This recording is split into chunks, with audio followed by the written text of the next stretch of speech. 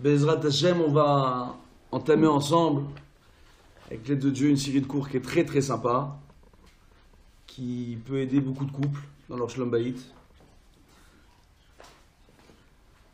Faut bien comprendre, en termes de Shalom Bayit aujourd'hui, quand on parle de paix des ménages ou d'éducation des enfants, on voit qu'il y a un nombre extraordinaire d'endroits où on peut apprendre des métiers. Il y a des facs, des sortes de formations, toutes sortes d'endroits.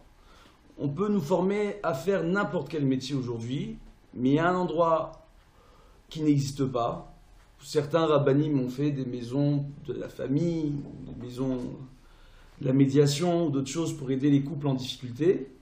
Mais il n'existe pas en réalité un seul endroit au monde où vous pouvez passer une licence, une maîtrise et un doctorat en papa, maman, bon mari ou bonne épouse. Ça n'existe pas. Ça n'existe pas.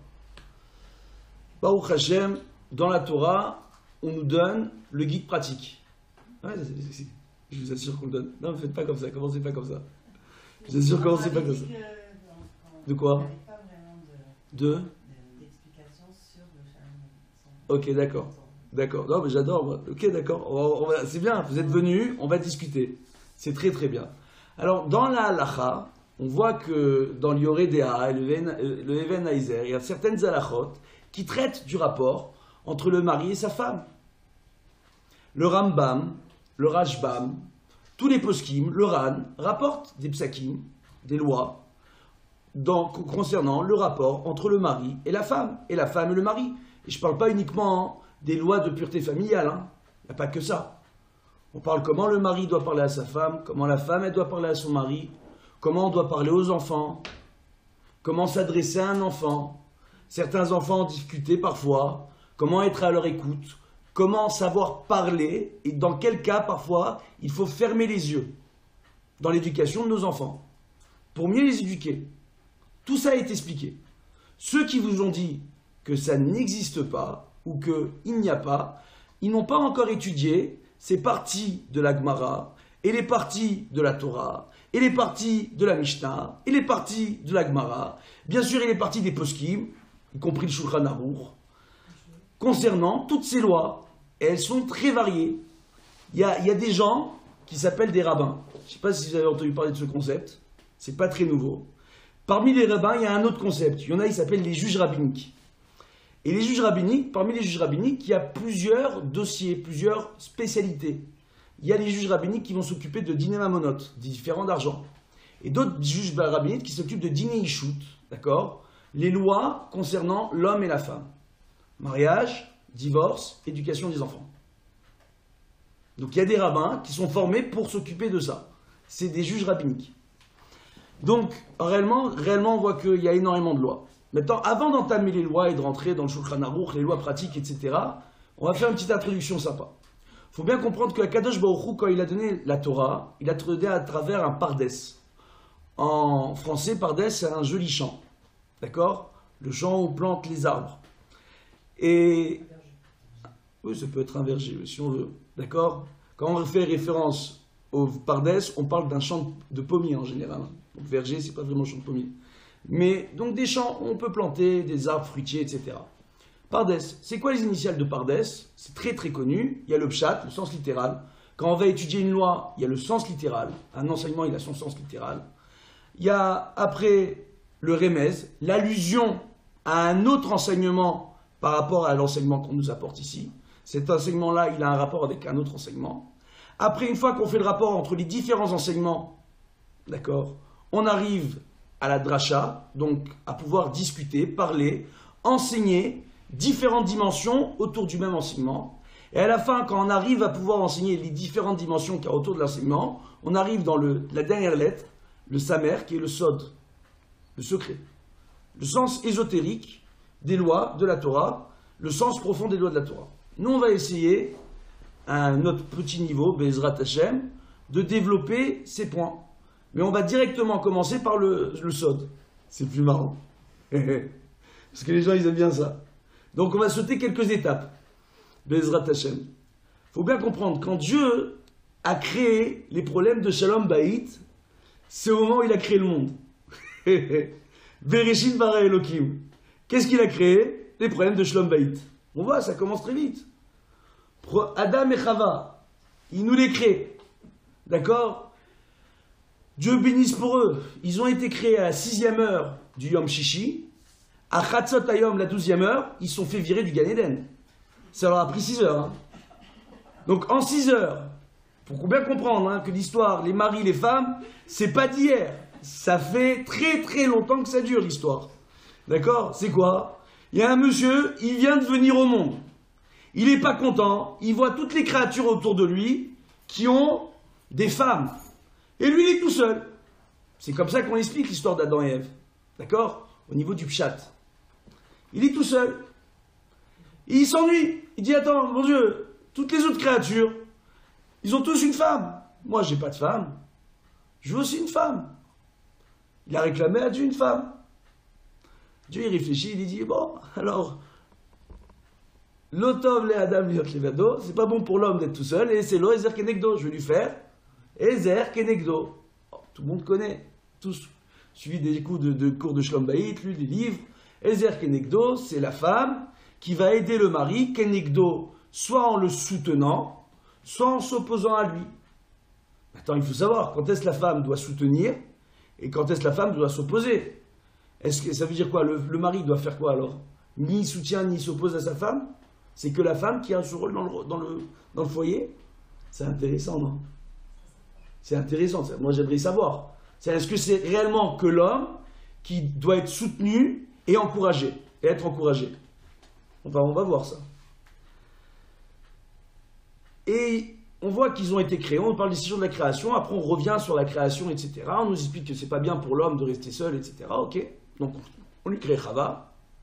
Donc dans la même heure où il a été créé, dans la même heure il se retrouve avec Chava. Après, comme Dieu l'a expliqué à Adam Arishon, il a dit au milieu du Gan Eden, il y a un arbre. Etz Adat Tov Vara. L'arbre de la connaissance du bien et du mal. Cet arbre-là, je t'en supplie, rends-moi service. Tu peux manger tout ce que tu veux, faire tout ce que tu veux, t'éclater comme tu veux dans le Gan Eden. Une seule chose. Cet arbre-là, son fruit, il est interdit. Je t'interdis de manger ce fruit. Adam Arishon, il comprend. Première khumra de l'histoire juive, d'accord? Qu'est-ce qu'il dit Adam Arishon à sa femme, à Chava? Il lui dit pas, on n'a pas le droit de manger le fruit de l'arbre. Il lui dit, attention, cet arbre-là, on n'a pas le droit de le toucher, si on le touche, on meurt. Ce qu'il lui dit, il a rajouté, Dieu, il n'a jamais dit ça. Il a dit simplement, le fruit de l'arbre, ne le mange pas. Lui, il dit, non, si tu touches l'arbre, tu meurs. Ok. Il y a l'histoire qu'on connaît avec le serpent, qui en réalité le Satan, qui était sur 2 pieds, c'est très compliqué comme histoire, qui avait une présence physique dans ce monde à cette époque-là, dans le Gan Eden, parce qu'ils sont dans le Gan Eden en fait, c'est là-bas que ça se passe. Et ce qui va se passer, c'est comme c'est rapporté dans le Pshat et un peu dans le Midrash, on va sauter un peu des étapes. On voit quoi? On voit qu'il, tout simplement, le serpent va toucher l'arbre devant Chava, va prendre l'écorce, va goûter à l'écorce, il lui dit, regarde, ton mari t'a dit, ne touche pas l'arbre, parce que lui, il voulait tout faire pour qu'elle mange le fruit. Il t'a dit, ne touche pas l'arbre, sinon tu meurs. Et là, moi, je touche l'arbre, je prends l'écorce de l'arbre, et j'ai mangé l'écorce de l'arbre. Il m'est rien arrivé. Le bon Dieu, il n'a jamais dit qu'il est interdit de manger l'écorce de l'arbre. Il n'a jamais dit qu'il est interdit de toucher à l'arbre. Alors, c'est comme ça qu'il a réussi à la convaincre de manger le fruit interdit. Ok. Et elle a mangé. Adam lui dit, qu'est-ce que tu as fait? Elle lui explique. Il suit, il mange. Ils vont se cacher, d'accord? Ils vont mettre des feuilles.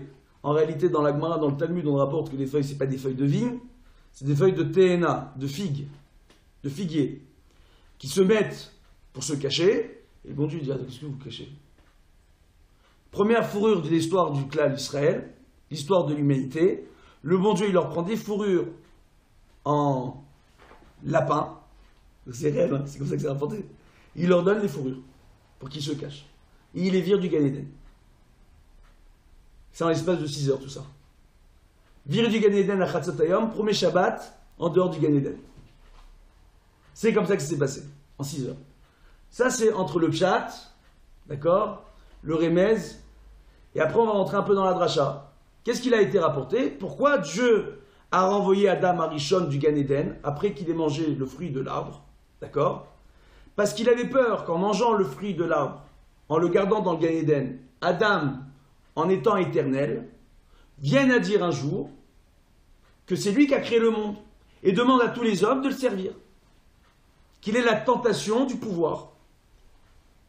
Alors Dieu va le renvoyer du Gan Eden et on nous rapporte qu'autour du Gan Eden, il va mettre une espèce de glaive qui s'inverse et qui va couper n'importe quelle personne qui peut rentrer dans le Gan Eden. Compliqué à comprendre cette histoire.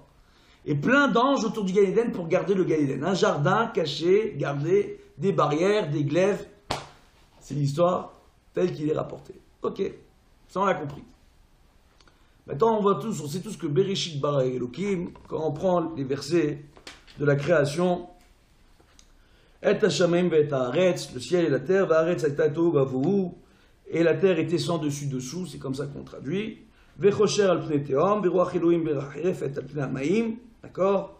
Il y avait au-dessus des abysses l'obscurité, et le souffle divin était reposé au-dessus de l'eau.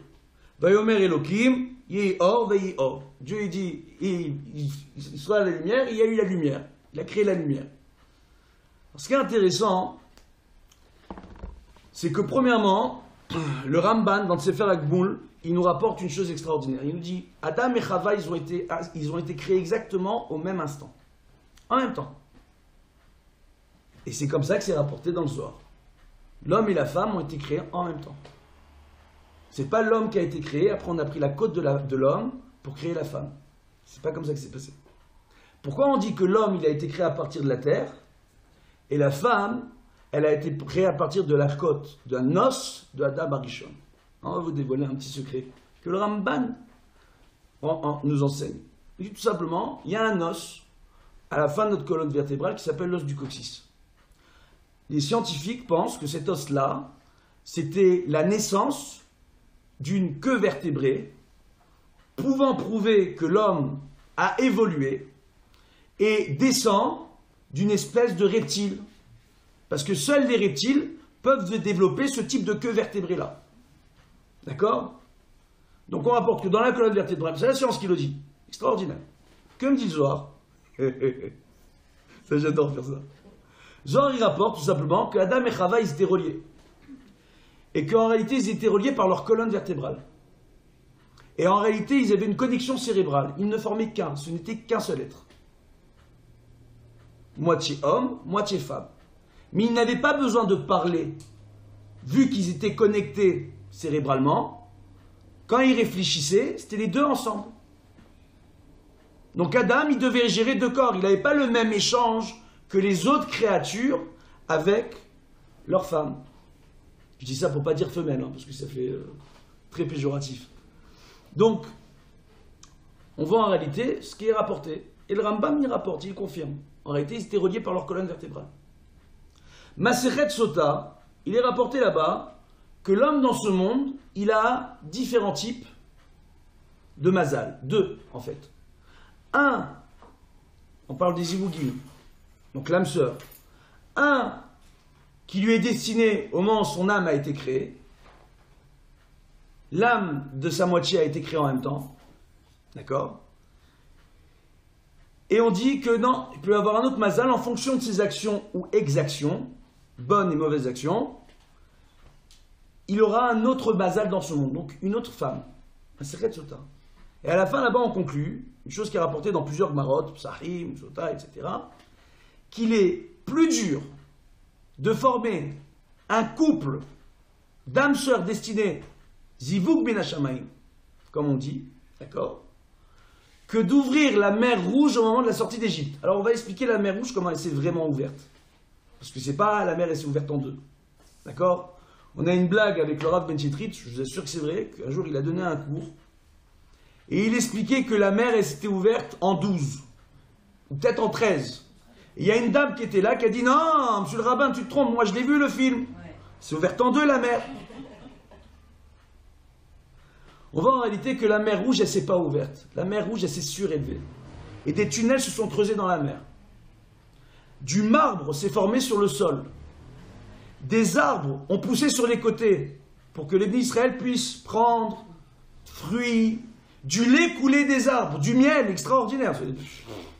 C'est quoi cette histoire? Truc de fou. D'accord?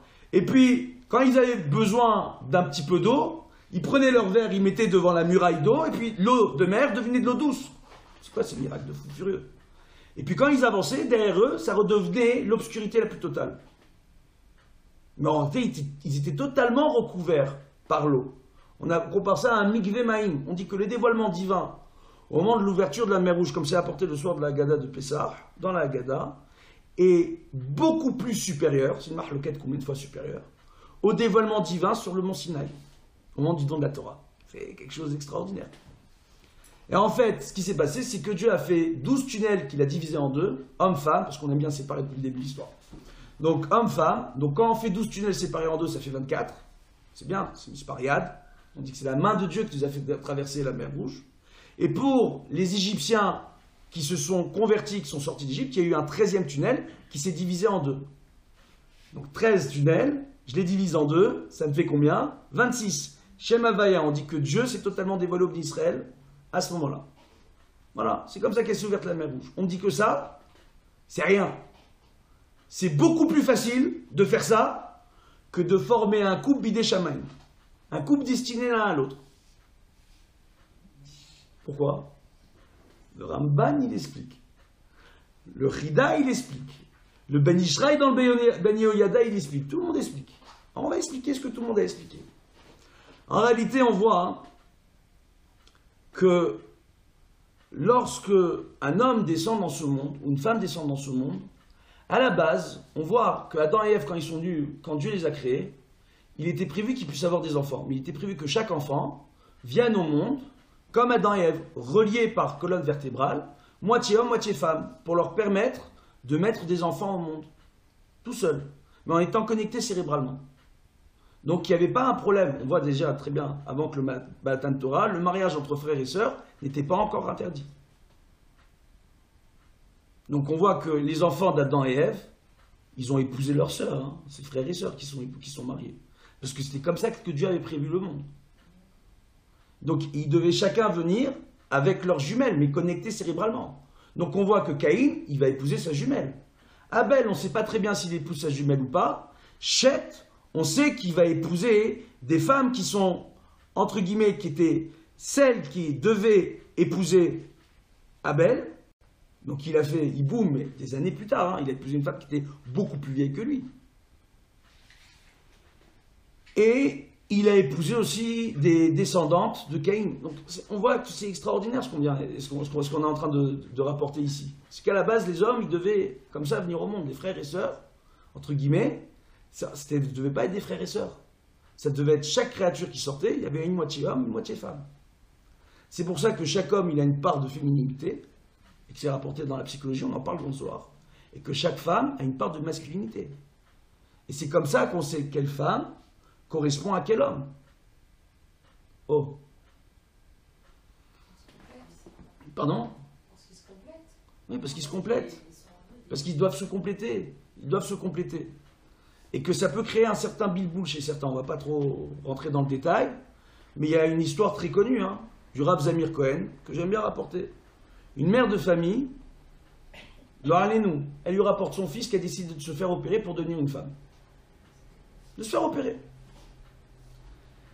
Et le garçon, il est comme ça, il est perdu, la mère arrive à le convaincre de l'emmener chez le Rav Zamir Cohen. Rav Zamir Cohen, il lui explique qu'en tout homme, il y a une part de féminité, qu'en toute femme, il y a une part de masculinité, que lui, s'il est parti jusqu'à aujourd'hui chercher chez les hommes ce qu'il ne trouvait pas chez les femmes, c'est parce qu'il était effacé comme garçon. Et qu'il devait trouver une fille qui était plus douce et plus discrète que lui. Et qui saura s'effacer, mais qui saura dans le foyer s'imposer. Il a écouté ce qu'a dit le Rav Zamir Cohen, je ne vais pas rentrer dans le détail de tout ce qui a été dit, mais ça lui a parlé. Il ne s'est pas fait opérer. Ce garçon, aujourd'hui, il est marié. Il n'est plus jamais retourné avec un homme de sa vie. Ça, faut bien arriver à comprendre que dans la psychologie, à la base, l'homme et la femme ne forment qu'un. C'est qu'une seule âme. Pourquoi on dit que c'est plus difficile d'arriver à former ce couple destiné à être ensemble que d'ouvrir la mer Rouge au moment de la sortie d'Égypte? Tout simplement parce qu'à la base, on devait être connecté cérébralement. Donc d'arriver à retrouver la moitié avec laquelle je vais avoir cette connexion cérébrale, très très compliqué. Très très compliqué.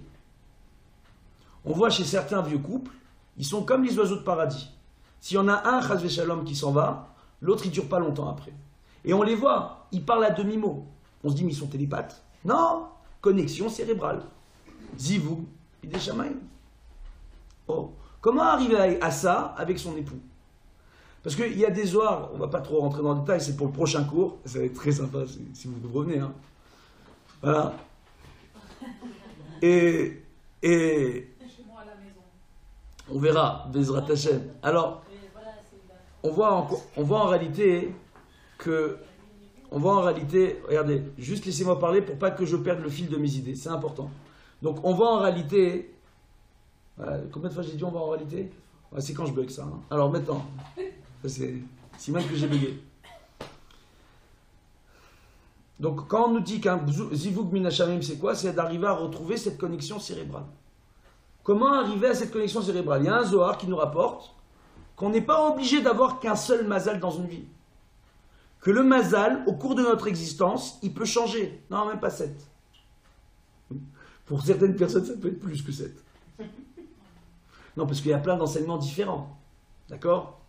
On dit que chaque parcelle d'âme est subdivisée en 14 parties, 7 parties masculines, 7 parties féminines, qui vont toutes ensemble, à un moment différent de leur vie. Donc ils peuvent se retrouver. Donc ils peuvent se marier les uns avec les autres, et après un couple peut divorcer, après va se marier avec un autre. Une autre personne qui fait partie de cette parcelle d'âme. D'accord? Pourquoi? Parce que toutes les âmes qui ont été créées font partie en réalité de l'âme originelle de Adam Arishon au moment de la création. L'âme de Adam avant la faute. Et que toute la réparation qu'on veut faire de la faute originelle, c'est d'arriver à reformer cette âme à travers la Torah et les mitzvot. Et en faisant notre tikkun. Et le principal tikkun, la principale réparation, le plus grand effort qu'on doit faire dans ce monde, c'est en termes de shlom bayit, réussir son foyer, réussir son ménage, pas nettoyer, je parle du mari et de la femme, d'accord? Nettoyer, c'est pas compliqué. Même pour les hommes, c'est pas compliqué normalement. Maintenant, on voit quoi? On voit que c'est ça, et réussir l'éducation de nos enfants. Une question? On parlait d'âmes qui étaient connectées, qui venaient une partie de l'âme d'Adam Rishon. Oui. Est-ce que toutes les âmes font partie d'Adam Rishon, ou est-ce que les âmes des hommes sont partie de l'âme Rishon, et les âmes des femmes font partie de l'âme? C'est la même âme. Adam et Chava, c'est la même âme. C'est la même, je vais t'expliquer simplement. Il est rapporté en réalité que Adam et Chava, quand ils ont été créés, ils étaient connectés par leur colonne cérébrale, et que cette connexion remontait au niveau de la connexion cérébrale. Le coccyx,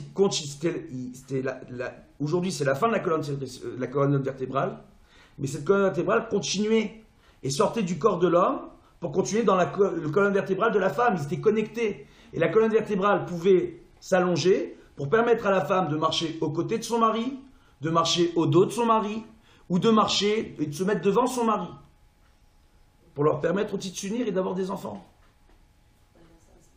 Hein? Bon. Donc on continue. On peut continuer. Bon. C'est pas là pour parler de Spielberg, je crois qu'il n'est pas au courant, le pauvre. Il est encore avec Kitty, Mishkin. Alors maintenant, on va continuer. On voit en réalité que quand l'homme et la femme étaient connectés, cette connexion cérébrale, en termes nerveuses, remontait jusqu'à la colonne vertébrale de l'homme. Et remontait jusqu'aux côtes de l'homme en réalité. D'accord? Raison pour laquelle, lorsqu'ils ont été séparés, cette connexion cérébrale qui s'est arrêtée, on a dit que la femme sort de la côte de l'homme. C'est du Zohar, ça, c'est du Ramban. C'est faire la goût. C'est très chaud. Mais on arrive à mieux comprendre. Oui? Vous avez dit qu'il y avait plusieurs zivugim. Oui. Et il y en a qui parlent de zivugaméti. C'est quoi la différence? Ok, très bien. Je reprends. D'accord? Dans la Gemara, il est rapporté, comme j'ai dit, Masechet Sota, 2 types de mazal.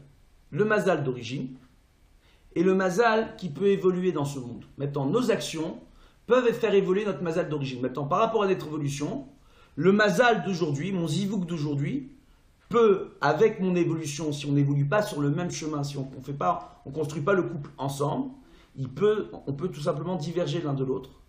Et à partir du moment-là, l'autre, celui avec qui j'ai partagé ma vie, ce n'est plus mon zivouk. Comprenez ou pas? Et on doit changer de zivouk. Ce qui explique parfois certains divorces. Ce qui explique aussi que la Torah ait donné la mitzvah du divorce, la mitzvah du guet. Parce qu'il y a un non-sens. Comment est-il possible qu'on donne la mitzvah du guet si j'ai qu'un seul mazal dans ce monde? S'il n'y a qu'une seule personne avec qui je peux faire ma vie? Ça, c'est un. Donc, on voit en réalité qu'en fonction de nos actions et en fonction de notre évolution, et en fonction de l'investissement de notre personne dans notre foyer, dans notre couple, dans l'éducation de nos enfants, on voit qu'on peut, lui ou non, réussir son couple ou le rater. Ça, c'est premièrement. Et puis, deuxièmement, il y a un élément qui est important. On voit que veille de Rosh Chodesh Sivan, on a pour habitude de faire la tefila du Shla. La tefila du Shla se repose sur des Gmarot. Il est rapporté là-bas de prier pour les enfants, pour qu'ils épousent leur véritable zivouk et qu'ils ne se trompent pas en épousant une personne qui n'est pas du tout destinée à eux-mêmes. Ils ne sont pas du tout destinés. Il y a des gens qui, parfois, décident de se marier un peu trop vite, ou sans réfléchir, ou qui ont du mal à prendre la bonne décision. Et parfois, ils se retrouvent coincés, et ça peut donner naissance à de nombreuses souffrances. Dans le couple, au niveau des enfants, au niveau de l'éducation. Maintenant, je peux vous rassurer une chose qui est extraordinaire. Le Zohar, il rapporte une chose qui est très rassurante, qui dit que quelle que soit la personne qu'on épouse, il est toujours possible de faire de son conjoint son zivouk minachamé. Donc son véritable conjoint. C'est qu'un travail, et ce travail, il est dans la Torah. Donc déjà, toute la superstition de me dire il n'y en a qu'un seul dans ce monde, le prince charmant, le côté super romantique de dire il n'y en a qu'un seul qui va m'aller, ou Cendrillon, c'est la seule à pouvoir mettre la belle chaussure en verre, qu'elle a perdue, ça n'existe pas dans le judaïsme. Qui dit qu'on peut transformer son zivouk en zivouk? Zohar, Rabbi Shimon Bar Yochai. Je dis ça comme ça. Tout est question d'investissement en fait. C'est une question d'investissement. Maintenant, comment arriver à s'investir? Parce qu'en réalité, il faut bien savoir comment Dieu il nous a créés. Il nous a créés avec des qualités, que des qualités, et 2 défauts.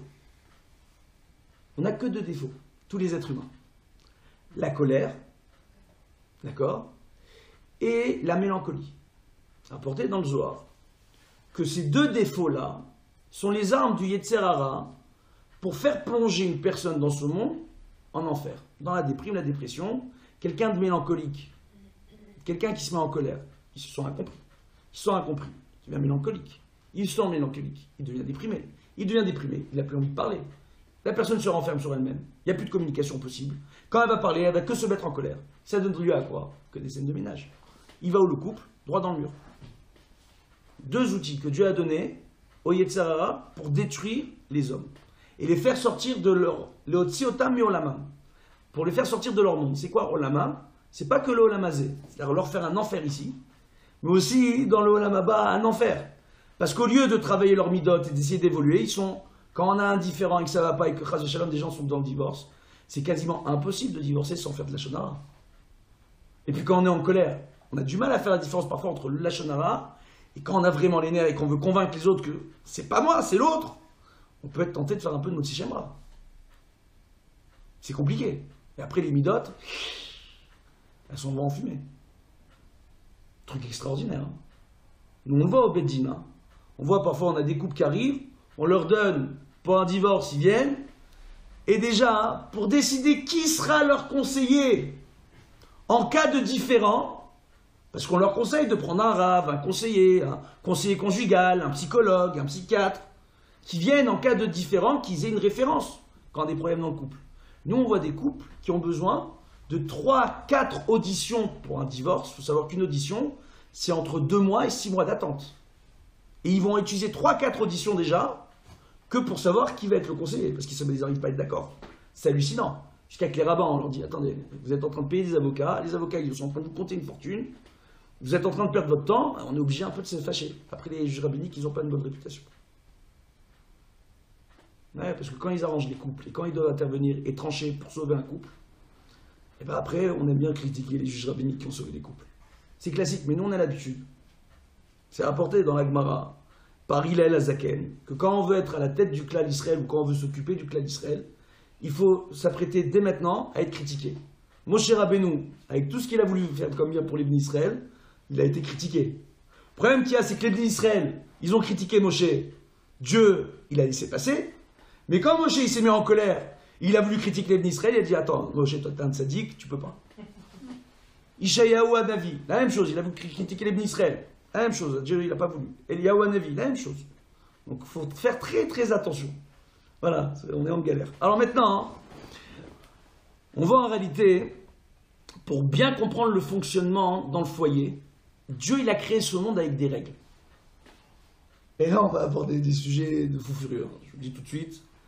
On voit qu'il y a un livre qui s'appelle le Hotzrot Chaim. D'accord ? C'est un livre qui a été écrit par le Rav Chaim Vital, qui est le principal élève du Harizal, d'accord ? Le fameux Harizal, le grand Mekoubal, qui a dévoilé plein d'enseignements, mais qui n'a écrit aucun livre. C'est son élève, le Rav Chaim Vital, qui a écrit tous ces livres, et qui a apporté des enseignements. Le Hotzrot Chaim, c'est un livre d'introduction aux notions de Kabbalah. La Kabbalah, j'ai décidé de donner un petit cours comme ça, pour faire comprendre aux gens que c'est pas un truc qu'on étudie, et puis après on comprend grave les secrets du monde, et on devient un magicien, et puis quand on va faire des brachot, abracadabra, il peut se passer des choses extraordinaires. Des magiciens comme ça, j'en ai connu. Il y en a un jusqu'à aujourd'hui à Tel Aviv qui s'amuse à prendre des papiers pour dire aux gens qu'ils ont des problèmes d'Aïnara quand ils viennent chez lui, que bien sûr les gens ils doivent payer entre 200 € et 2000 € pour le tikkun contre l'Aïnara en fonction de leurs moyens, et qu'il va leur mettre des papiers en leur disant dites-moi qui pensez-vous qui peut vous mettre l'Aïnara, un homme, une femme, on met 2 noms sur 2 papiers, et puis il y a un des 2 papiers qui prend feu dans la main. Le problème qu'il y a, c'est que le petit coup en question, tous les magiciens de Las Vegas, ils le connaissent. Ils utilisent le même papier pour faire les boules de feu, les magiciens à Las Vegas. Donc en réalité, la Kabbalah, c'est quoi? Le Rav Ben Sion Abba Shaul, qui était un très grand Mekoubal, explique que les kabbalistes de nos jours, quand ils étudient la Kabbalah, ils étudient le sens littéral du texte, pour arriver à comprendre déjà le sens littéral du texte. Que tout le secret qui est derrière, on a du mal à le saisir. Qu'il n'y a que quelques exceptions réelles. On a connu le Rav Kadouri, Baba Saleh, le Rav Mordechai Eliyahu, quelques exceptions comme ça dans la génération, qui sont capables réellement d'accéder au début des secrets.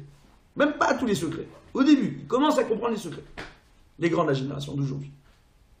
Le Rav Steinman, il écrit dans Ayelet HaShachar que un Talmid Racham d'aujourd'hui, il se permet de le dire, hein, c'est pas un Talmid Racham de l'époque de la Gemara ou de la Mishnah. Pourquoi? Parce qu'à l'époque de la Gemara ou Mishnah, quand on parle d'un Talmid Racham, on parle d'un homme qui était capable de ramener à la vie les morts. On ne parle pas d'un Rav qui fait faire teshuva aux gens. Hein. Il prend les vrais morts, il les ramène vraiment à la vie. Aujourd'hui, il n'y a pas de Rav qui est capable de faire ça. Il dit aujourd'hui, les Talmidei Chachamim d'aujourd'hui, c'était les Hamaharetz de l'époque de la Gemara. C'était les petites gens de l'époque de la Gemara. Pour qu'on arrive à comprendre. Donc il faut faire très attention.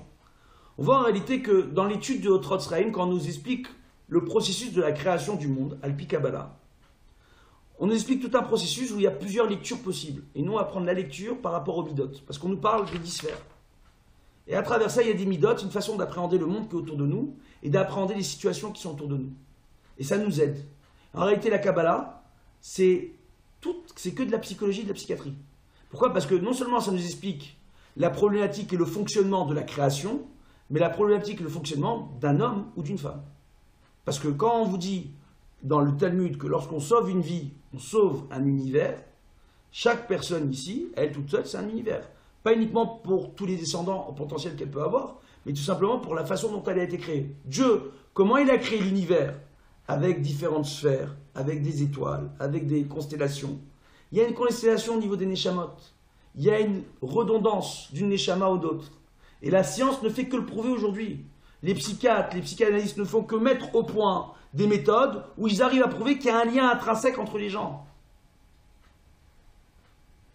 Tout ça, on va essayer de le voir. On voit qu'au début, quand Dieu a créé ce monde, ça ne correspond pas à Bereshit. Bereshit, quand on voit que Dieu, quand il a créé ce monde, on nous dit que d'abord il a créé le ciel et la terre, après il y avait les ténèbres. C'est ce que je vous ai dit au début. On dit non, sache qu'au départ de toute réalité dans ce monde, il y avait une lumière qui était simple, une lumière simplifiée. Qu'est-ce que ça veut dire en réalité? Je vais vous donner un exemple. Aujourd'hui, il n'y en a plus. Parce que c'est intéressant, ils ont fait des écrans plasma. Mais à l'époque, il y avait les tubes cathodiques pour la télévision. Maintenant, le tube cathodique, c'est quoi? C'est un canon qui envoie un faisceau électrique avec des électrons et des protons qui explosent et qui crée un faisceau de lumière. Et ce faisceau de lumière, lorsqu'il se forme avec tous ces petits points noirs et blancs qui se mélangent, qu'au début on voit ça, au début quand on allumait les premières télés à tube cathodique, on voyait l'écran qui s'allumait, on voyait une lumière blanche, un petit point, puis l'écran il devenait noir ou gris. Et après il se rallumait. Pourquoi? Parce qu'en réalité, le premier jet de lumière qui sort, il est tellement fort, tellement puissant, que l'œil humain ne peut pas le percevoir. Qu'est-ce qu'on voit quand une lumière est trop forte? On est aveuglé. Qu'est-ce qu'on voit quand on est aveuglé? Plus rien. Tout devient noir. Quand on est dans la création, qu'au début il y avait le Rocher, et que du Rocher, Dieu a créé la lumière, on nous explique en réalité que Dieu, au départ, il a créé une lumière qui était simple, et qui était tellement puissante, que pour nous, pour arriver à comprendre, c'était les ténèbres. Après, Dieu a filtré cette lumière. Pourquoi on parle de lumière en réalité? Quand on parle de lumière, on parle de l'action du divin dans ce monde. Il faut bien comprendre. Hein? Non, c'est même pas de l'énergie. C'est l'action du divin dans ce monde. D'accord? Dieu, comment il a créé le monde? On l'apprend, Baruch Hashem, dans le Chumash, etc., dans les explications de Rashi. N'importe quelle personne, pour créer n'importe quel objet, a besoin d'outils. Dieu, il a parlé, avec sa parole, il crée. D'accord? Maintenant, en réalité, on voit que Dieu, lorsqu'il a créé le monde, il a créé différentes actions qui ont été engendrées par sa parole. Ces actions-là sont traduites en termes de lumière. Pourquoi? Parce que la lumière, c'est l'élément le moins matériel dans ce monde pour nous. Donc pour arriver à comprendre et à saisir la façon que Dieu a créé ce monde, pour arriver à le mettre à niveau, on va expliquer ce qui suit. D'accord? Mais ce n'est qu'une façon de nous expliquer les choses. Comment Dieu, avec sa parole, avec son action, avec sa présence, il a réussi à créer la création telle qu'elle est. Dans tous ses aspects, dans toute sa dimension. On voit donc qu'il y avait une lumière qui est simple, mais une lumière qui était très forte. Et cette lumière-là, elle est appelée En Sof, une lumière sans fin. D'accord? Beaucoup disent que Or En Sof, c'est la Shrina, c'est la présence divine. Il faut savoir que la Shrina, encore une fois, je vais vous étonner, c'est pas Dieu. Il faut savoir que les noms de Dieu dans le Chumash ou dans la Tfila, c'est pas les noms de Dieu. C'est l'action de Dieu. On nous dit bien qu'il y a Elohim, c'est Midat Hadin, d'accord? Quand on le voit au début, Bereshit bara Elohim et Hashamim et Haaretz. On nous dit quoi? On nous dit que Dieu, quand il a créé ce monde au début, il a créé le monde Bemidat Hadin. Pourquoi Bemidat Hadin? On dit Elohim, c'est Midat Hadin. Dans le Shulchan Aruch, il a rapporté une halakha qui est très intéressante. Quand on fait une tfila, et quand on dit Baruch Ata Hashem, quand on dit Yud Kei Vav Kei, on dit Adon Hakol Aya Ove Veiye, maître de tout, du passé, du présent et du futur. D'accord? Mais qui c'est le maître de toutes les miséricordes. Donc on dit que Avaya, c'est le nom de miséricorde. D'accord? Après on nous dit, quand on dit Elokenu, c'est Eloha Shelanu. D'accord? C'est notre puissance, en réalité, c'est pas notre Dieu, notre puissance, la source de nos forces et de toutes les forces de ce monde. Takif, puissant, ou Bala Yecholet Kulam, et qui a tous les pouvoirs dans ce monde. C'est pourquoi? Parce que c'est Midat Hadin. D'accord? Donc on nous rapporte ça.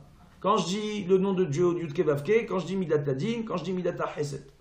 D'accord? Maintenant, quand on dit Adonai, qui écrit Aleph, Dalet, Nun, Yud, c'est pas Yud Kei Vav Kei, qui se lit comme ça, on nous rapporte que c'est Midat HaRachamim, c'est l'équilibre entre Yud Kei Vav Kei et Elohim. Donc voilà, et on dit c'est Adonakol, Midat HaRachamim. C'est quoi la différence? Je l'ai déjà expliqué. C'est quoi la différence entre Chesed et Rachamim? Les deux, c'est traduit miséricorde. Alors pourquoi tu me dis Midata Chesed ou Midata Rachamim? Une, ça suffit, non? C'est la même chose. Ça, c'est quoi la différence? Le Chesed, je peux faire du Chesed à une personne en me trompant. Je peux être trop gentil parfois avec les gens qu'il ne faut pas. Midata Rachamim, c'est quand j'arrive parfaitement à allier la Midat Hadin et la Midat HaChesed. Et que je vais me comporter exactement comme il faut vis-à-vis de cette personne. Et c'est la véritable miséricorde. On va donner un exemple pratique. On voit une personne qui a des diplômes, qui est capable de gagner sa vie, qui avait une carrière, qui était capable de travailler, etc. Ça existe, mais parfois qui a eu de très mauvaises expériences dans sa vie et qui a plus la force de remettre le pied à l'étrier. Il n'arrive plus, il n'a plus envie. Alors je peux faire du chesed, je vais lui donner la tzedaka, je vais lui apporter à manger, je vais l'aider, tout ce qu'il a besoin, je vais lui apporter. C'est du chesed.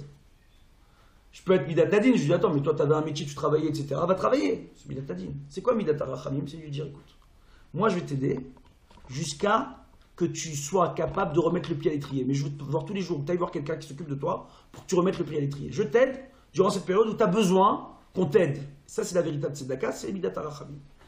C'est la différence. Maintenant, on voit quoi? On voit que quand Dieu il a créé ce monde, il a créé Midat Adin. On voit Elohim. Vous savez combien de psukim il faut attendre pour voir apparaître Midat HaChesed, le premier Yud Ke Vav Ke, dans la Torah? Vous avez une idée ou pas? Deuxième montée. Donc deuxième Pérec. Tout le premier Pérec, il n'y a que Elohim. Cherchez bien. Hein. Il n'y a pas Yud Ke Vav Ke. Deuxième Pérec, d'accord? Le Pérec Bet, Pasuk Dalet, d'accord? Et les Toldot Hashamayim Va'aretz Bi'baram. Ainsi Dieu crée la terre, d'accord? Voici l'histoire, la création du ciel et de la terre. Au moment où ils ont été créés, Beyom Asot Adonai Yudke Vavke Elohim Eretz Hashamayim. Au moment où Dieu a créé, donc le Dieu, Bebidat HaChesed ou Bebidat Adin maintenant. Il a créé le ciel et la terre. Où d'un seul coup, le ciel et la terre vont chacun recevoir leur part de Midat Adin et leur part de Midat HaChesed. Où la Midat HaChesed va venir dans ce monde. Au début, on dit Bara, il a créé. Après, on dit Asot, il a fait. Le monde a déjà été créé. Il a introduit en plus la Midat HaChesed. Parce qu'il a vu que le monde, le Midat Adin ne pouvait pas tenir. Donc il fallait la Midat HaChesed. Donc on voit à ce moment-là. Bi Baram, c'est intéressant. Le premier homme de l'histoire du clan Israël, qui va être connu pour être un grand Baal Chesed, et de l'histoire de l'humanité, c'est Abraham. Noah, il a nourri les animaux, mais il avait le maboule dehors. Il n'a pas eu le choix. Il a été construit une nage pendant 120 ans, il a eu une grande émouna en Dieu, d'accord, mais lui, il n'a pas eu le choix. C'était où ça? Ou rien. Abraham, qui c'est qui l'a obligé? À l'âge de 3 ans, de se rebeller contre son père, et quand Dieu lui dit, va-t'en, il s'en va. Qui l'a obligé? Et passer son temps dans le désert à nourrir les étrangers. Qui l'a obligé, Abraham? Bi-Baram, si je prends le Aleph et que je l'inverse avec le He, qui est écrit en tout petit, parce qu'il y a une dracha sur ce He, on obtient le nom de Be-Avram. Que c'est Abraham qui va introduire réellement la Midat HaChesed dans l'humanité. C'est écrit, hein, pas inventé. Maintenant, qu'est-ce qu'on voit? On voit, Baruch Hashem, que quand la volonté divine a voulu créer avec respect, avec une grande joie, les créatures qui sont créées. Les Ha'atzil Aneetzalim, qui veut dire créer, mais créer avec respect, créer en sauvant, en donnant du kavod. Dans le Tanakh, quand on parle de les Ha'atzil, on parle de donner du kavod à quelqu'un, de remonter le moral à une personne, en vraiment lui faisant beaucoup de jolis compliments. D'accord ? Donc là, c'est de créer de la façon la plus pure qui soit la création. D'accord? Pour des raisons qui sont propres à Dieu. Donc quand il a créé le monde, au départ, on dit qu'il a créé des mondes avant le monde qu'on connaît. C'est ça qui est dit ici en réalité. Des mondes qui étaient capables d'être d'un niveau spirituel supérieur au monde dans lequel on est. D'accord?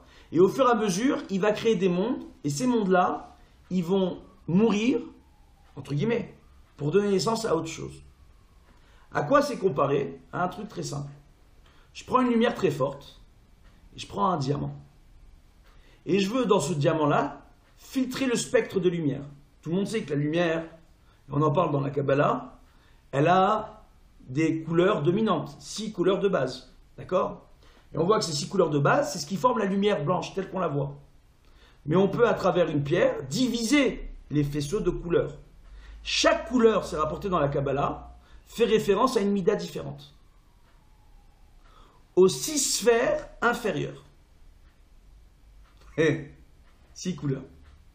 Maintenant, qu'est-ce qu'on voit? Que ces couleurs-là, quand elles vont être divisées, elles vont être leur tour après venir se réfléchir dans d'autres pierres qui vont encore diffuser la lumière. Pour ça, pour arriver à filtrer le pouvoir divin ultime, le plus pur qui existe, pour donner naissance au monde tel qu'on le connaît aujourd'hui. Le monde ici-bas. Et à le maintenir. Il est rapporté dans la Gemara qu'un jour les malachim, et je sais que je le rapporte souvent, mais un jour les malachim ont demandé à Dieu, ils disent, mon Dieu, nous on est les anges, on n'a pas dit Yetzer Hara, dévoile-toi à nous, totalement. Parce que même aux anges, Dieu ne se dévoile pas totalement. Mon Dieu a dit, il n'y a aucun problème, je suis disposé à me dévoiler totalement, de façon proportionnelle, ce qui est donné dans la Gemara comme proportion, Dieu n'a pas de corps, c'est une proportion qui pourrait correspondre à notre petit doigt. Dieu aurait montré la proportion de son dévoilement total, la proportion de sa présence, qui correspond à son petit doigt. Tous les malachim ont brûlé sur place. Il les a recréés, il a dit, vous avez vu, vous n'êtes pas encore assez pur. Il dit, quand est-ce qu'on pourra être suffisamment pur? Quand les hommes, à travers ma Torah, auront pu élever le monde le plus bas, donc les tartonim, les mondes inférieurs dans lesquels on vit, vers moi. Et comment? À travers la Torah et les mitzvot. Maintenant, on dit que quand Dieu a créé le monde au départ, il a été rappelé Rahum Vehanoun. D'accord? C'est un Dieu qui vient, qui est totalement Rahum, c'est la miséricorde la plus juste, c'est Midat HaRachamim. Hanoun, qui vient et qui va intervenir en notre faveur, si besoin. D'accord? Parce qu'il n'y a pas dans ce monde il n'y a personne dans ce monde pour faire de la Rachamim à Dieu, de pouvoir être juste avec Dieu. Nous, on sera toujours injuste dans notre comportement vis-à-vis de Dieu. Quand on a le moindre problème dans ce monde, arrive à un moment donné, on se tourne, on dit, peut-être c'est la faute de mon Dieu. C'est jamais notre faute à nous. C'est toujours la faute de quelqu'un d'autre. On va toujours trouver un autre responsable.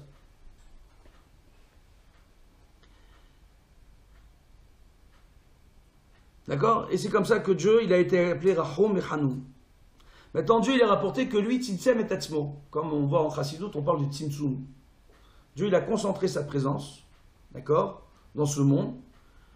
Be'etukudat Merkaz Emsaïd Shebo, au milieu de la création, telle qu'on la connaît, d'accord. Et là, il s'est fait tout petit, d'accord, vers les côtés, on va comprendre après de quoi on parle, d'accord. Et il reste dans son Tzimtzum, il reste toujours un espace. Donc à quoi ça ressemble? Je donne un exemple. Vous prenez une sphère, d'accord, avec l'entrée d'une bouteille en haut de la sphère. On prend une bouteille qui est ronde. En haut, il y a le goulot. Le goulot, je rentre là-bas une paille, et dans cette paille, je fais rentrer de la fumée. La fumée, quand elle va rentrer dans la bouteille qui est ronde, elle va tourner en rond. Va arriver à un moment donné, d'accord, où je fais attention de ne pas mettre trop de fumée. La fumée, quand elle tourne, il y aura toujours un endroit vide. Ce qui se passe, c'est que la création telle qu'elle est, Dieu, il est tout le temps là autour de nous, mais nous, on est là où il n'est pas. On est dans l'endroit où c'est vide de sa présence. Il est présent, mais on ne ressent pas sa présence. On n'est plus au niveau de pouvoir ressentir sa présence. Et plus on faute, et moins on ressent la présence de Dieu. Et plus il est difficile de faire teshuva, et plus ceux qui font teshuva sont méritants. C'est comme ça que le bon Dieu, il a créé ce monde. Maintenant, pour les enseignements, qu'est-ce qu'on voit par rapport à ça? On voit que Dieu, il a toujours la même distance de chaque côté. À la fin, il va créer, on va gagner du temps, 10 sphères. Imbriquées les unes dans les autres, d'accord? Dieu, il est au milieu, il tourne ici, et nous, on est au milieu de cette création. Entre guillemets. Le problème qu'il y a, c'est que Dieu, il n'a pas créé que ces 10 sphères-là. Il a créé une infinité de 10 sphères avant d'arriver à la création qu'on connaît. À quoi ça correspond maintenant? Et on voit, quand on étudie un peu la Kabbalah, on voit que, quand par exemple on fait Sfirat HaOmer, on voit qu'il y a la Midat HaDin dans la Midat HaChesed, Midat HaRachamim dans le Midat HaChesed, et il y a Chesed Sheba Chesed, etc.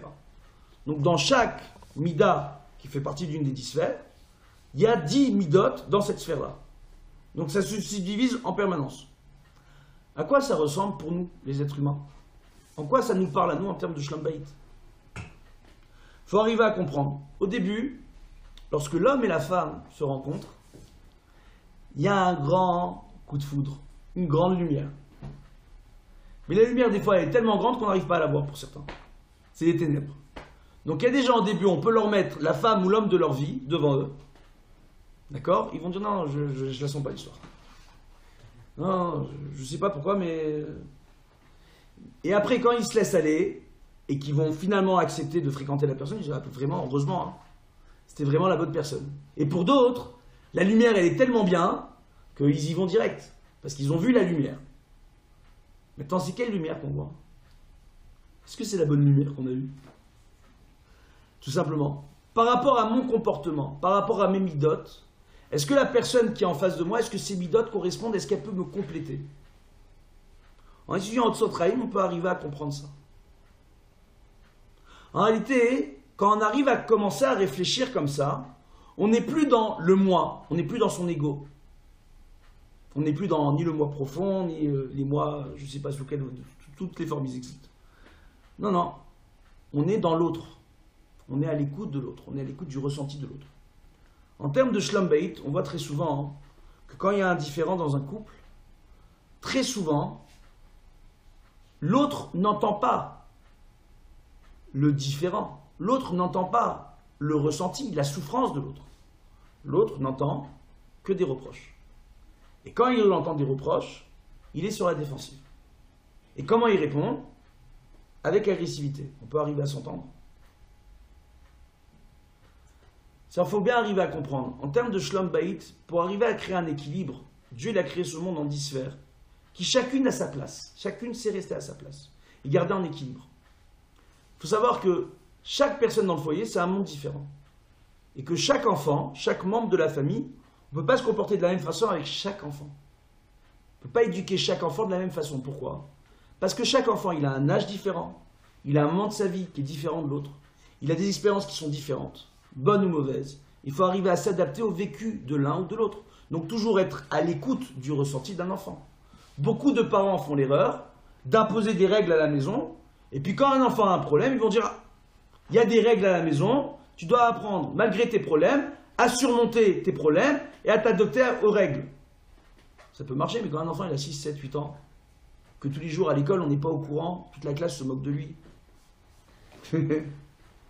J'ai eu un cas récemment. Un rave m'appelle. Il m'a dit que Vodarav, j'ai un problème. Je dis qu'est-ce qui se passe? Il m'a dit il y a un enfant dans la classe qui a très peur des escargots. Il y a un autre enfant dans la classe qui a entendu parler, qui a entendu qu'il avait peur des escargots. Il a ramené une boîte avec 4-5 escargots. Et il a mis sur la chaise de l'enfant, il a mis sur les cahiers de l'enfant, il a mis sur la table de l'enfant, il a mis sur le cartable de l'enfant. Il a badigeonné toute la table avec l'escargot bien baveux pour dégoûter l'enfant. Je lui dis écoute, ici on a deux problèmes. On a l'enfant qui a peur des escargots, il a une crainte, d'accord? S'il a des craintes, il faut vérifier si les parents sont à l'écoute de cet enfant. Et de l'autre côté, on a un autre enfant qui fait des bêtises et qui va embêter les autres. Il faut vérifier si les parents ne sont pas trop durs avec lui. Alors, il me dit, attendez, je vais appeler les parents. Il appelle les parents, il me rappelle en pleurs le rave. Je dis, qu'est-ce qui se passe? Il dit que Vodarav, celui qui avait peur.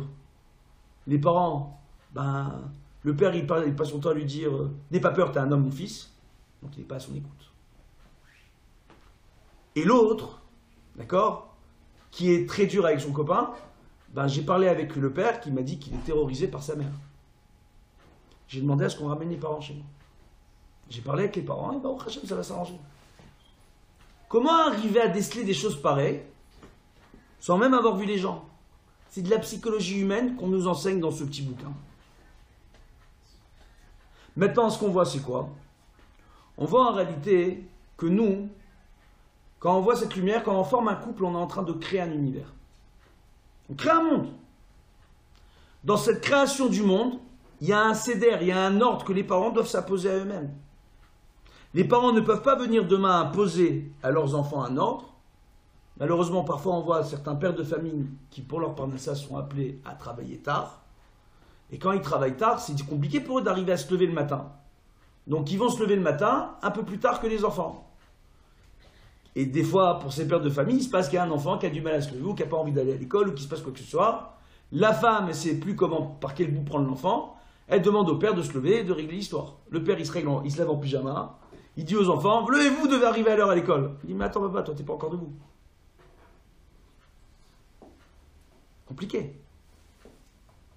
C'est compliqué. Comment arriver à imposer à un enfant un seder quand nous-mêmes on ne s'impose pas un seder, quand l'enfant ne voit pas que les parents ont un seder?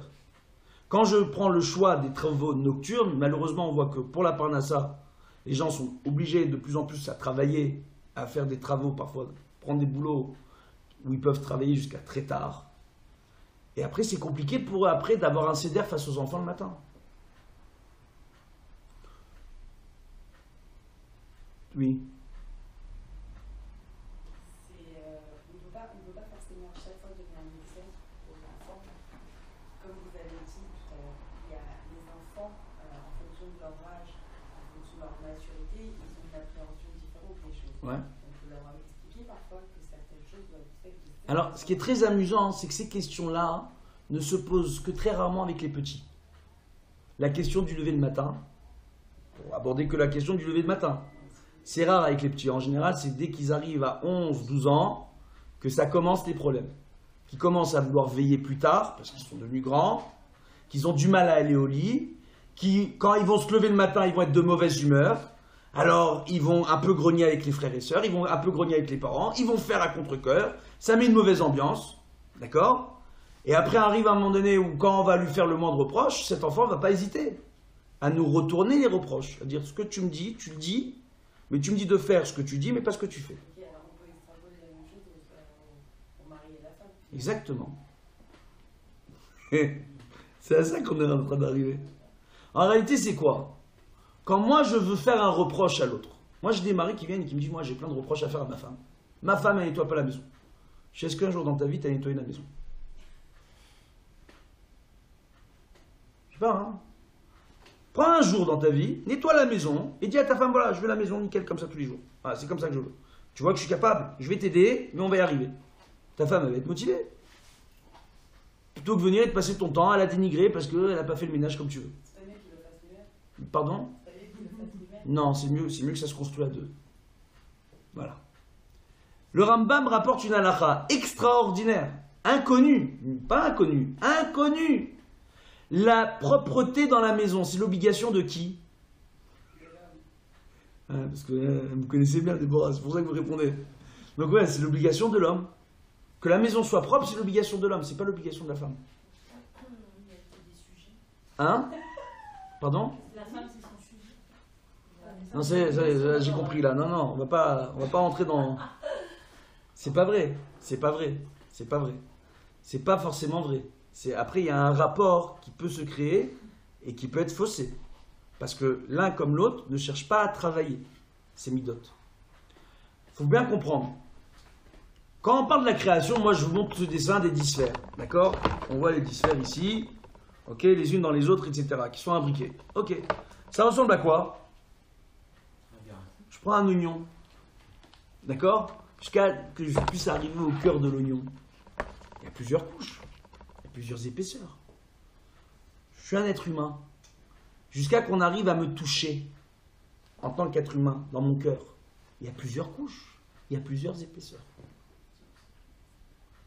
C'est le même fonctionnement. Après, il faut savoir arriver à parler à la personne par rapport à l'ordre dans lequel il a décidé lui-même de ranger ses 10 sphères. Vous avez des gens qui, à l'extérieur, c'est le chesed. Et à l'intérieur, c'est le din. Qu'on va les voir très rarement se mettre en colère ou juger leur prochain. Ce qu'ils gardent à l'intérieur, c'est le din. D'autres, c'est l'inverse. Comment on fait? C'est-à-dire, le truc qu'on n'a pas expliqué aux gens, c'est que quand on compare les sphères aux midot, c'est que chez les gens, les midot, elles ne sont pas forcément rangées dans l'ordre dont on parle dans la création du monde. Donc il faut arriver à se connecter à la personne par rapport au moment, par rapport au ressenti du moment. Il y a une chose qui est extraordinaire, on dit qu'une personne en colère, on n'a pas le droit de lui parler. C'est impossible de parler. J'ai encore, comme j'ai dit au début, 2 défauts. 2 défauts. C'est quoi les 2 défauts? C'est le kaas, la colère et la mélancolie. Tout le reste, c'est que du bon. Même l'orgueil, ça peut être bien. Ah ouais, parce que quand on est fier de son mari, on est fier de sa femme, c'est une forme d'orgueil. Ça peut être bien. C'est moi, par rapport à la colère, est-ce qu'on peut avoir des fois le sentiment de donner le sentiment qu'on est en colère, mais en fait, on contrôle, on veut impressionner le conjoint pour lui montrer qu'on n'est pas content. Et on ose la voir, mais on n'est pas en fait en colère. C'est pour dire. Ça va Dans pas. la Gemara, ça, on appelle ça Kaas Talmid Racham. C'est comme ça que ça s'appelle dans la Gemara. Un Talmid Racham, qu'est-ce qu'il fait? Il arrive à faire un visage sévère, à lever la voix, à donner l'impression qu'il est en colère, mais il n'est pas en colère. C'est pas Hein? considéré comme la colère. Non, c'est pas considéré comme de la colère, mais il faut être sûr qu'on se met pas en colère. Maintenant, ça c'est un, et il faut être sûr que l'autre en face, on ne met pas en colère non plus. Parce que si l'autre, moi, en lui mettant, entre guillemets, ce que vous dites, dans le langage jeune, on appelle ça un coup de pression, d'accord? En lui mettant, entre guillemets, un coup de pression, on peut mettre l'autre face à un obstacle où il va se mettre en colère. Et lui, quand il se met en colère, c'est très grave, parce que quelqu'un qui se met en colère, c'est comparé comme si il faisait de la vodazara. C'est très très grave. Parce qu'en réalité, à ce moment-là, il oublie totalement qu'il est créé à l'image de Dieu. C'est quoi l'image de Dieu? C'est en termes de midot. À travers nos midot, si on fait le travail sur notre personnalité comme il faut, on peut arriver à une perfection divine. À toujours réussir en tout instant, comme à savoir se comporter en fonction des gens avec qui on est. Et par rapport au moment où on est, et par rapport à l'humeur du moment. Donc par rapport à tout ça, on peut arriver à ça. Comment arriver à ça? On ne va pas tout étudier aujourd'hui parce que c'est une grande série de cours. Je ne sais pas combien de temps ça fait que je parle. D'accord? On voit quoi? On voit en réalité, ça fait 1 heure. J'ai vu. On voit en réalité que, en réalité, c'est quoi? C'est toujours être à l'écoute de l'autre. L'autre, il est en colère, il se met en colère. Pour quelle raison? Qu'est-ce qui ne va pas? Qu'est-ce qu'il est en train d'essayer de me dire? Il me dit, calme-toi, ne te mets pas en colère, et viens me voir, on discutera quand tu seras prêt de te calmer. On va donner l'exemple d'un enfant, parce que moi je prends souvent les exemples des enfants pour ne pas parler des problèmes de couple. Pour pas après que les femmes, quand elles rentrent à la maison, elles vont dire à leur mari, tu vois, il a parlé de toi le rabbin. On a parlé des enfants. D'accord? On a l'exemple d'un enfant. Un enfant, il rentre à la maison. Après, je vous ai dit, moi je vais vous dire le coup que j'ai fait à ma femme le jour du mariage. Extraordinaire. Ça, c'est le truc que tous les baris devraient faire. Je le dis à tous les khatanim, ils le font, ça marche très bien. Le truc qu'il y a, c'est quoi? C'est qu'un enfant, il rentre. Comme d'habitude, il rentre de l'école. Et on ne sait pas pourquoi. Il rentre, il claque la porte, il est en colère. Il y a un de ses frères ou de ses soeurs qui lui parle, il se met en colère. On dit, qu'est-ce qui se passe? Ouais, qu'est-ce qu'il y a? Je suis pas bien, hein? Il n'a pas envie de parler. Il rentre à l'envers. Et quand on dit, qu'est-ce qui va pas? Il dit, c'est mon frère, c'est ma soeur, c'est mon souci, celui-là. Tu viens de rentrer. En l'espace de 10 secondes, tu t'es déjà embrouillé. Explique-moi. Qu'est-ce qui se passe? En réalité, il y a un autre problème. Alors, parfois, les parents, ils font l'erreur de se dire, c'est un problème à l'école. Ou il y a eu un problème sur le chemin du retour. Et des fois, non.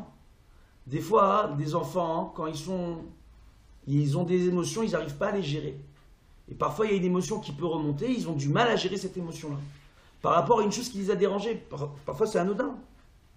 Maintenant, quand on vient et qu'on dit à un enfant, quoi?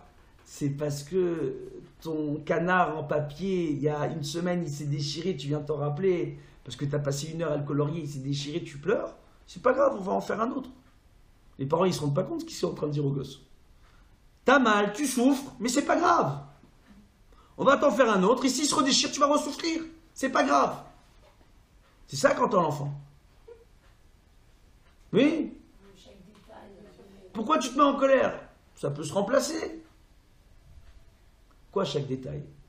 Non, mais après, il y a le caractère de chaque enfant. Il y en a, ces enfants, ils sont.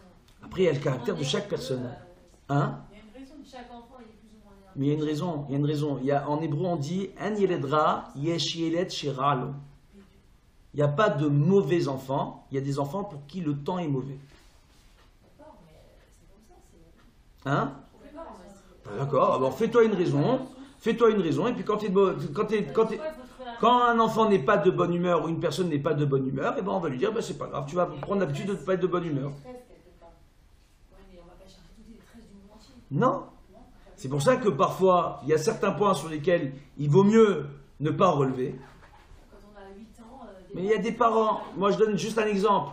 Les parents, ils voient un enfant qui rentre et qui est pas bien, d'accord? Au lieu de le laisser tranquille, de voir qu'il n'est pas bien, qu'on ne peut pas parler avec lui. On connaît son enfant à la fin. Au lieu de le laisser tranquille et se dire, bon, s'il y a quelque chose, il va revenir. Ou je vais lui parler, lui dire, ça a été aujourd'hui, etc. Le laisser de lui-même. Ou soit le laisser de côté. Peut-être c'est rien et qu'il a réglé le truc tout seul. Après, voir si ça revient. D'observer. Pas de réagir à chaque fois. Les parents qui veulent trop réagir, c'est les parents qui étouffent. Les conjoints qui réagissent trop, c'est les conjoints qui étouffent. Les conjoints qui vont dire, attends, je vais t'expliquer, je vais t'expliquer. Mais viens, reste, je veux que je t'explique maintenant. Ils étouffent. On va s'expliquer maintenant. C'est pas quand tu veux, c'est quand on veut les deux. Mais est-ce que c'est pas la frustration de la personne qui s'implique dans la vie? Ça y est, après, on est trop dans le cas par cas. Non, je parle pas de ça. Non, Oui. pas du tout. Si l'enfant y rentre et que l'adulte en face de lui veut le prendre alors que c'est pas le moment, est-ce que l'adulte il a pas aussi un problème à la base? S'il veut l'accaparer que c'est pas le bon moment. Ouais, oui, mais c'est ça. C'est plus quoi le problème? C'est de savoir parler à l'autre, de savoir l'attraper au bon moment, savoir si c'est bien de parler ou si c'est mieux de se taire, de savoir si c'est mieux d'aller voir les gens ou si c'est mieux de disparaître. C'est une chorma. Dieu, quand il a créé ce monde, il était présent au début. Arrivé à un moment donné où sa présence, il a caché. Il est toujours avec nous, mais il se cache. Il joue à cache-cache avec nous. D'accord? Pourquoi? Parce que c'est pour notre bien. Donc parfois, il faut savoir être là. Et parfois, il faut savoir se retirer. Il faut savoir à quel moment faire force de sa présence. Et à quel moment essayer d'aider. Et à quel moment savoir se faire petit. Être disponible, mais se faire petit. C'est compliqué. C'est très compliqué. Pour terminer, en réalité, on voit que dans le couple, c'est la même chose. Dans le couple, en réalité, la base ici, c'est de bien arriver à comprendre que l'homme comme la femme ont un pouvoir divin dans le foyer. Ils peuvent créer un monde, ils peuvent détruire un monde. Ça veut dire quoi? Ça veut dire que des fois, si on veut aborder un problème indifférent qu'il y a eu avec son conjoint, de façon trop frontale, au mauvais moment, sans savoir faire le tinsum, essayez de comprendre. À ce moment-là, l'autre, je l'énerve tellement que dans sa vie, je suis comparé à un bulldozer, un gros tracteur énorme. D'accord? Et pour discuter avec la personne, j'essaye avec la pelle de mon tracteur à attraper un crayon pour lui écrire un message. Il y a une chance que j'attrape le crayon. Maintenant, venez la pelle, je la remplace par une pince du tracteur. Le tracteur, il y a une chance pour qu'il arrive à attraper la pince et avec le tracteur à écrire le mot comme il faut? Non, très peu de chance. Pourquoi? Parce que le tracteur, il doit apprendre à se réduire pour arriver à redevenir une personne qui peut attraper le crayon pour écrire le mot. C'est ça le timsoum. Apprendre à se faire léger quand il faut. Apprendre à ne pas chercher le conflit tout de suite, à ne pas régler un problème qui nous dérange tout de suite, à faire des sous-entendus. Baruch Hashem, moi j'ai eu le mérite que mon père ait pu fréquenter le Rav Chaikin, Zecher Tzadik, le Kadosh Livracha. Le Rav Chaikin, c'était le Rosh Shiva d'Aix-les-Bains, c'était l'élève du Chafetz Chaim, d'accord? C'était un ami très proche du Rav Elchanan Wasserman, avant la Deuxième Guerre mondiale. C'est bon, Rav Chaikin. Très spécial. Baruch Hashem. Et mon père, il a eu aussi pour ami le Rav Raphaël Yaakov Israël. Ça, c'est une autre dimension, à Sarcelles. Et ce qui se passe, c'est que ces rabbanim-là, Baruch Hashem, ont donné un conseil à mon père. En termes de Shlom Bayit. Et mon père, il m'a donné le même conseil. Et ce qui est marrant, c'est que ce conseil que m'a donné mon père, le gendre du Rav Chaikin, le Rav Brand de Sarcelles, avant mon mariage, il est venu me voir pour me donner le même conseil. Bon, c'est clair que ça viendra. Ça fait le tour. C'est un bon conseil, cette histoire. Et c'était quoi le conseil? C'était que quand ma femme pourrait se mettre en colère, ça existe, les femmes, elles peuvent se mettre en colère. On sait qu'elles sont parfaites, Dieu bénisse pour elles, mais elles peuvent se mettre en colère, ça peut arriver. Surtout ne pas lui répondre à ce moment-là. Lui dire, écoute, voilà, tu as raison, je suis d'accord avec toi, je suis désolé, etc. Et puis trouver le moment, 1 semaine, 2 semaines, 3 semaines plus tard, au début du mariage, pour trouver une histoire dans la Gemara, ou une histoire qui ressemble, ou par rapport au cas aux différents on a eu, et d'amener ça sur un plateau par le biais d'une histoire. La femme au début, elle se dit, attends, c'est pas possible qu'il me parle de ça un mois plus tard par rapport à l'histoire qu'il y a eu il y a un mois. Parce que ça y ressemble. Mais c'est beau ce qu'il m'a dit. Elle se me remet plus facilement en question. Mais quand à chaque fois qu'il y a une histoire, la femme elle grille à chaque fois au bout de 2-3 semaines, d'accord, que c'est comme ça que ça fonctionne, et après qu'on devient rabbin, et qu'on donne des cours sur Shlom Bayit, et qu'on donne le truc, la femme a fini par le griller, ça devient un peu plus compliqué après. Mais en réalité, c'est quoi? C'est comme ça au début. Ne pas rentrer en conflit, ne pas chercher tout de suite à régler tous les problèmes. Ça, c'est premièrement. Deuxièmement, arriver à trouver le bon moment où les deux sont disposés à discuter. Troisièmement, et c'est ça le plus dur, c'est d'arriver à supporter son orgueil. Son orgueil. Alors, il y a un enseignement dans la Gemara qui dit que l'homme a été créé orgueilleux. La femme n'a pas été créée orgueilleuse. La femme n'a pas d'orgueil. Vous entendez bien ou pas? Ouais. Non, non, c'est pas une théorie. C'est en pratique. Je vais vous dire pourquoi c'est en pratique. Je vais dire pourquoi c'est en pratique. La majeure partie des femmes, de par leur nature, comment Dieu les a créées, la majeure partie des femmes, quand arrive à un moment donné où la maison elle est vraiment en balagane, elles peuvent travailler, être occupées avec les enfants, avoir 10 000 occupations dans la journée, elles vont trouver le moment et la force d'aller se coucher plus tard pour se dire, attends, Atkan, il faut nettoyer la maison. La majeure partie des hommes, ils sont capables de laisser la maison se détruire totalement avant de se dire on va la nettoyer. Il y a quelques exceptions qui vont se dire on va quand même nettoyer la maison. C'est des exceptions. Exception. D'accord?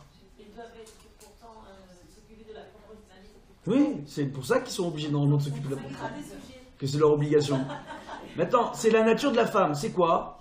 Elle s'efface en termes d'orgueil. La femme n'a pas l'obligation d'enfanter. C'est pas la misva de la femme. Piria verivia, ce n'est pas la misva de la femme. C'est la misva de l'homme. Lorsqu'une femme tombe enceinte pendant 9 mois, d'accord, avec tous les dérangements que ça peut causer, et je peux vous assurer, je sais très bien ce que ça fait d'être enceinte. À chaque grossesse de ma femme, j'ai fait une grossesse nerveuse. Mais comme je le dis à chaque fois, ma femme, elle a accouché. Moi, j'ai pas encore accouché du premier. Et ça fait un petit moment que ça dure. Donc, hein? Il y en a qui portent, il y en a qui supportent. Voilà, donc, qu'est-ce qu'on voit? On voit que, en réalité, les femmes, donc, elles s'annulent pour donner la vie, pour s'occuper des enfants, pour s'occuper de leur foyer. Et qu'une femme, dans la majeure partie des cas, pour sauver leur shlom bayit, elles sont prêtes à laisser passer beaucoup de choses. Mais après, quand elles laissent trop passer, et qu'en retour, il n'y a pas les efforts qu'il faut, quand elles explosent. Bon, quand ça va plus, ça va plus. Maintenant, le problème qu'il y a, c'est quoi? On voit que dans sa nature, la femme, elle a une force que l'homme n'a pas. L'homme, dans sa nature, il est concentré sur lui, sur sa personne. D'ailleurs, quand on le voit dans le rapport homme-femme, l'homme est concentré sur son plaisir personnel. Tout tourne autour de l'homme dans le couple. Est-ce que ma femme, elle m'a fait à manger? Est-ce que ma femme, elle s'occupait de moi? Est-ce que ma femme? Et tout tourne autour de l'homme. L'homme, il est plus égoïste qu'une femme. Faites une expérience. Chez la majeure partie des hommes, faites l'expérience de laisser les hommes seuls avec les enfants. Au bout d'un jour, 2 jours, 3 jours, il appelle, il explose. Il n'a pas la force. Pourquoi? Parce que mais je dois m'occuper de moi, mais je dois m'occuper de la maison, je dois m'occuper de la parnassa. C'est des excuses, entre guillemets. C'est ce qu'il se dit. Parce qu'il n'a pas la force de la femme. Pourquoi? Parce que la femme n'a pas cet orgueil que l'homme a. Donc la femme n'est pas orgueilleuse par nature. L'homme, oui. La femme développe l'orgueil avec le temps. Et c'est un défaut. Maintenant, ça peut être quelque chose de bien. Quand elle est fière de son mari, elle est fière de ses réussites, elle est fière de ce qu'elle fait, ça peut être une très bonne chose. L'orgueil peut se transformer en fierté, qui peut être une chose très positive. La déception peut se transformer en orgueil. Hein? La déception. On peut après, parce qu'on est déçu, prendre l'autre de haut. Et ouais. Donc c'est à l'autre de savoir ne pas décevoir. Maintenant, il ne faut pas lui mettre la barre trop haut aussi. Parce que si on passe son temps à mettre aux personnes autour de nous la barre beaucoup trop haut, ils vont passer leur temps à nous décevoir, après ils n'ont plus envie de parler avec nous, ils se ferment. Et après, au lieu de tisser un lien profond entre les membres de la famille, on détruit la famille. Et après, on obtient des familles. Aujourd'hui, malheureusement, avec les nouveaux médias et dans les familles où il y a la télévision, il y a Internet, il y a beaucoup et Twitter et tous ces trucs-là. Moi, j'ai assisté, je me suis occupé de couples où, Dieu bénisse, ils habitaient dans de grandes maisons. L'homme et la femme, quand ils étaient dans la maison, ils se parlaient par SMS. Non, c'est pas une question de parler avec les enfants. Quoi qu'ils aient besoin de se dire, c'est par SMS. Donc, ce que j'essaie de vous dire, c'est quoi? C'est qu'il n'y a plus le lien se perd à cause de ces midotes-là. Il faut arriver en réalité à quoi? À surpasser nos propres midotes et à se mettre à l'écoute de l'autre. Si après dans le couple, chacun se met qu'à l'écoute de l'autre, à l'écoute des sentiments de l'autre, et n'entend plus des reproches, mais entend la souffrance de l'autre, le malaise de l'autre, et arrive à discuter. Je vais vous donner un exemple concret. Un exemple concret, j'aime bien les exemples concrets. Un couple a eu un problème récemment. Ils ont fait appel à moi, ils sont arrivés quasiment au divorce. Qu'est-ce qui se passe? La femme ne s'entend pas avec la belle famille. Et il faut dire que la belle famille, elle ne s'entend pas du tout avec la femme. Il lui demande de venir le Shabbat, mais il accueille très très mal. Quand je vous dis accueillir très très mal, c'est un cauchemar pour la femme en question. Comme elle fait Shabbat, elle est bloquée pendant 24 heures avec les gens, elle ne peut pas se sauver. Et elle est très mal accueillie. Bref. Et en plus, il y a des mauvais mots. On passe son temps à la critiquer, à la dénigrer, à lui faire comprendre que sa famille, elle est moins bien que leur famille, alors que franchement, les familles se valent. Dans ce cas précis. Bon. Et la femme en a tellement marre, en plus elle a des problèmes avec son mari, elle décide de divorcer. Arrivent les fêtes de Rosh Hashanah, la femme dit au mari, écoute, moi je ne peux pas passer les fêtes avec toi, tu fais aucun effort, va avec ta famille, moi je vais chez ma famille, chacun de son côté pour Rosh Hashanah. Il débarque seul chez la famille à Rosh Hashanah, il est obligé d'expliquer ses problèmes de Shlom Bayit. Toute la famille est au courant des problèmes de Shlom Bayit, ils écrivent des SMS à la belle-sœur en lui disant qu'ils regrettaient, mais une des grandes causes de conflit dans le couple, c'était le mauvais comportement de la belle famille vis-à-vis de cette femme, et le mari qui n'arrivait pas à dire à sa famille, si vous avez des reproches à faire, vous parlez avec moi, mais ma femme, vous arrêtez de la prendre pour cible à chaque fois qu'il y a une réunion familiale. Et ce qui s'est passé, c'était le principal reproche qu'elle faisait à son mari. Et ils ont commencé à lui dire, si on avait su, on aurait changé. Elle a dit, mais c'est maintenant que vous réveillez, avec tout ce que vous m'avez fait souffrir. Et là, elle se fait insulter par la personne qui lui écrit le SMS. Aux insultes, elle répond par des insultes.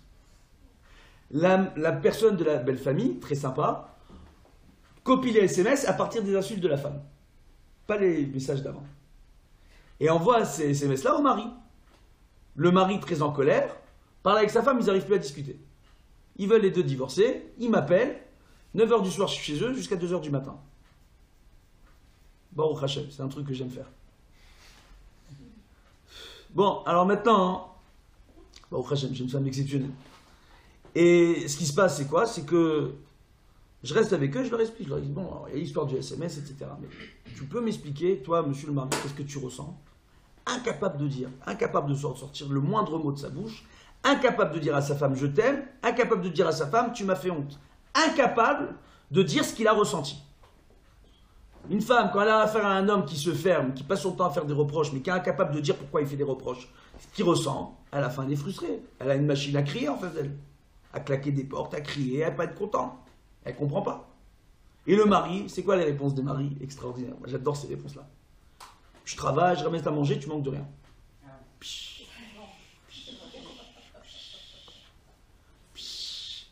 Comme j'ai pris une vache et je l'ai mis dans l'enclos, et je lui donne à manger, elle manque de rien, elle est dans la ferme et tout va bien, toi t'es pareil, t'as pas à te plaindre, t'es comme une vache. Pourquoi tu veux des sentiments? Pourquoi tu veux de l'attention? Il y a des femmes aussi qui ont ce problème, qui manquent d'attention, qui sont totalement fermées, qui ont du mal à communiquer, qui ne parlent pas. Le mari dit mais pourquoi tu ne parles pas?